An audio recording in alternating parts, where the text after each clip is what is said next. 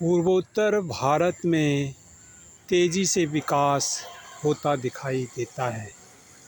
यहाँ natural beauty है, intellectual beauty है, पॉलिटिकल ब्यूटी है और स्पिरिचुअल ब्यूटी है। जो भी आता है वह माँ कामाख्या का दर्शन अवश्य करता है। और यहाँ से मेघालय, शिलोंग और IIT गुवाहाटी ज़रूर आते हैं। माननीय प्रधानमंत्री जी कामाख्या माँ का दर्शन करने के बाद IIT आते हैं और यहाँ के कार्यों की सराहना करते हैं। यहाँ के राजनीतिक प्रतिनिधित्व करने वाले केंद्रीय संसदीय मंत्री किरण रिजिजू जी और कांग्रेस के गोगोई जी के प्रयासों से यह बहुत आगे बढ़ता हुआ दिखाई देता है। यहाँ पर यातायात की सुविधाएं, एयर सर्विसेज और संचार की सुविधाएं बहुत अच्छी हैं। हम भी चाहते हैं कि हमारा उत्तराखंड इसी प्रकार बने। यहाँ मैं इस समय अपने बेटे, अपने बहू और अपनी पत्नी जी के साथ IIT रेजिडेंस में रह रहा हूँ। यहाँ पर 700 असिस्टेंट प्रोफेसर जो रेजिडेंस में रहते हैं वह टेक्नोलॉजी के क्षेत्र में और नए नए शोध कार्यों के द्वारा अपनी उपलब्धियों को राष्ट्रीय स्तर पर ही नहीं अंतर्राष्ट्रीय स्तर पर रखते हैं। विदेशों में उनका मान सम्मान होता है और भारत की छवि बढ़ती है। इसी बीच डायरेक्टर महोदय और उनकी टीम को केंद्रीय शिक्षा मंत्री धर्मेंद्र प्रधान जी ने बधाई दी है। IIT गुवाहाटी के कार्यों की सराहना की है, उपलब्धियों की सराहना की है। यहाँ ब्यूटी ऑफ टेक्नोलॉजी का जो विकास दिन प्रतिदिन होते जा रहा है वह एक अनुकरणीय है। भारत में यह IIT अंडर 5 रैंक पे चल रही है। यह मेरा सौभाग्य है कि इन 700 जो IIT के प्रोफेसर और असिस्टेंट प्रोफेसर है उनमें मेरा बेटा भी उत्तराखंड से आता है और 4 साल पहले उसकी नियुक्ति इस सम्मानजनक पद पर हुई थी। और मैं तो यह कहूँगा कि उत्तराखंड की प्रतिभाएं राजनीति के क्षेत्र में,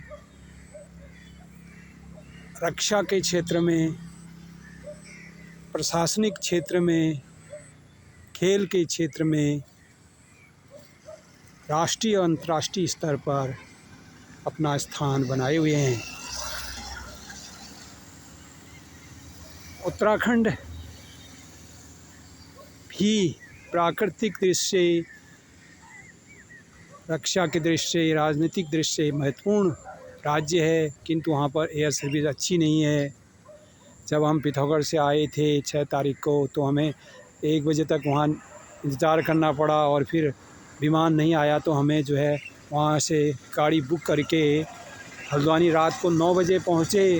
वो तो मेरे दामाद डॉक्टर प्रेमदत्त जो संयुक्त निदेशक हैं DRDO में, उनके प्रयास से वहाँ पर गेस्ट हाउस बुक हो गया था और हमें बहुत अच्छा विश्राम कक्ष मिल गया था।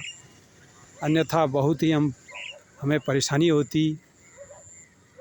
तो यहाँ का जो प्राकृतिक सौंदर्य है IIT कैंपस का, उसे देखकर मुझे राजा दुष्यंत की ये पंक्ति याद आती है कि उन्होंने कर्ण ऋषि के आश्रम में कहा कि अये लब्धम नेत्र निर्वाणम, अर्थात मैंने अपने आँखों का ऐसा चरम आनंद आज पा लिया है। My eyes are filled with enjoy. तो मेरी आँखें भी प्राकृतिक सौंदर्य, बौद्धिक सौंदर्य और ब्यूटी ऑफ टेक्नोलॉजी को देखकर खुशी से भर जाती हैं। देखिए, यह आईआईटी गुवाहाटी का कैंपस है, जहाँ का प्राकृतिक सौंदर्य दर्शनीय है। तो प्रकृति को भी टेक्नोलॉजी ने महत्व दिया है। हमारी जो प्रकृति और प्राकृतिक धरोहर हैं, वो हमारी दिशा को निर्धारित करते हैं। तो मैं चाहता हूँ कि उत्तराखंड राज्य में भी इसी प्रकार का विकास हो और वहाँ पर एयर सर्विस अच्छी हो, विमान के लिए निराश होकर लौटना न पड़े लोगों को। यहाँ पानी रात दिन आता है, लेकिन हमारे उत्तराखंड में पानी के लिए हाहाकार मचा हुआ है पिथौरागढ़ में। तो इन्हीं शब्दों के साथ मैं आपको इस आईआईटी कैंपस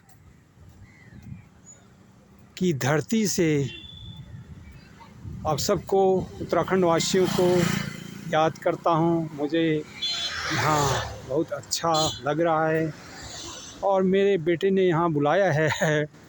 वो कहता है कि आपको लंबे समय तक यहाँ रहना चाहिए। तो मेरा छोटा बेटा हमारे परिवार के लिए ही नहीं, समाज के लिए भी प्रेरणादायक है।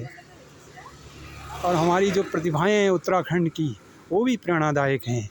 एक से एक प्रतिभाएं हैं जो हर क्षेत्र में बहुत अच्छा कार्य कर रही हैं। इन्हीं शब्दों के साथ मैं डॉक्टर धर्मानंद भट्ट आईआईटी गुवाहाटी से आपको नमस्कार करता हूँ।